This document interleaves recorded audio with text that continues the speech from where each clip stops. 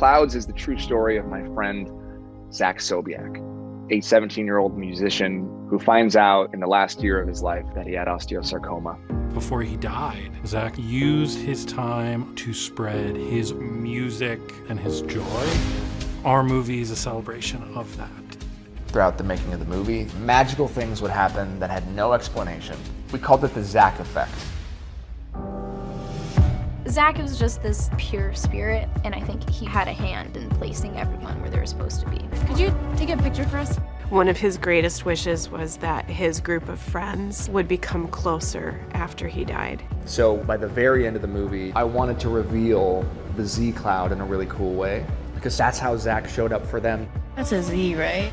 If I told you that story, the girls were taking a picture and they looked on their Instagram and they're like, oh, there's a Z. Like, you'd be like, oh, please. Then when you see it, it gives you the chills because you realize that it's real. This is how Zach shows up all the time. Like, you know, he kind of does this, like, you know, I'm here. I guess I just feel like there's this music in me and it wants to come out. There was a section of the movie that felt like we were missing music. And knowing we needed to strengthen the relationship between Zach and Amy, I thought we could have Zach write Amy a song. I started writing this love song, and at first it didn't click. I was like, I don't know if this is quite right. You can't figure out what the chorus is. And in Zach's BMI journal, there was an unfinished song. It was supposed to be a song that was for Amy.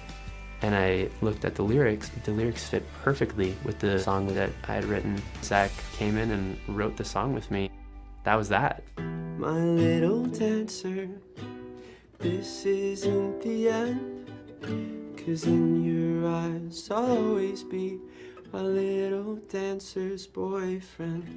I felt like, how is this possible? Zach had written me one more song. All my love in my life from up above.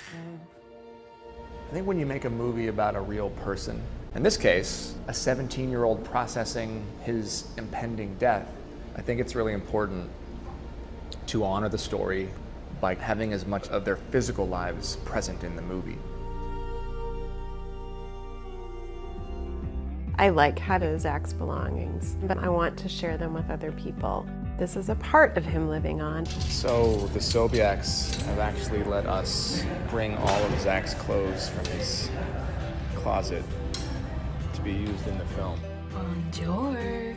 So half the clothes you see in the movie are Finn wearing Zach's real clothes. His pants shirt is probably my favorite wardrobe piece because it's totally Zach. We'd be crazy to try to recreate those things when they exist already. I mean, these are things that Zach touched and he lived with for his whole life. His frame, his teddy bear. Zach's bedspread that was all signed by his friends. Zach's pillowcase. There's an intangible effect that I think is transferred from that material thing to the actor, which then finds its way onto the screen and affects the energy of the movie. Hey, could you grab my crutches? Yeah, got him. Have fun up there, okay? Thank you. I like seeing Finn on Zach's crutches, the way they're spray painted red and black, like this really horrible, unprofessional way. They were Zach's sidekick. And they were an extension of him for a long time, and so I really loved that because for me it was kind of like Finn was walking with Zach. Zach was supporting him.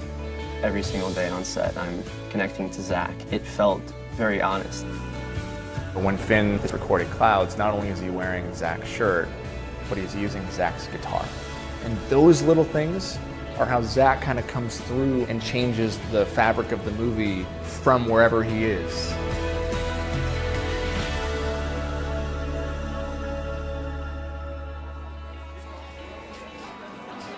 My name is Zach Sobiek. I'm 17 years old and I have osteosarcoma.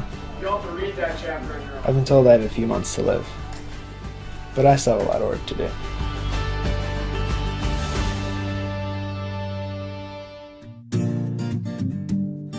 Zach was a small kid from a small town in Lakeland, Minnesota. He was thoughtful, he was a deep thinker. A big personality, jokester. He was the glue for so many of us.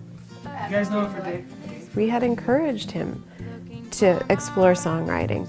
My closure is being able to get my feelings into these songs so they could have something when I was gone. And be like, okay, this is the part of me that's gonna live on. So it was 2012. I was shooting this documentary series about what it meant to live while you're dying. One day, I randomly clicked on Dying Teen Writes Farewell Song, and it was Zach. I fell down, down, down into this dark and lonely hole. His song, Clouds, is how the world got to know Zach. I'd seen the celebrity music video on YouTube. Zach, such a beautiful song. This is for you. Oh my God, this song really touches people in all walks of life. He would have been a big musical force. It's so not fair. It got cut short. A few days after he died, his song hit #1. His music contributed to his osteosarcoma fund.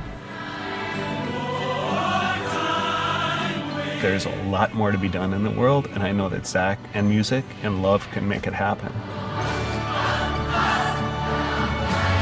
All these people who've been touched by his story and the music he's left behind, that's his legacy.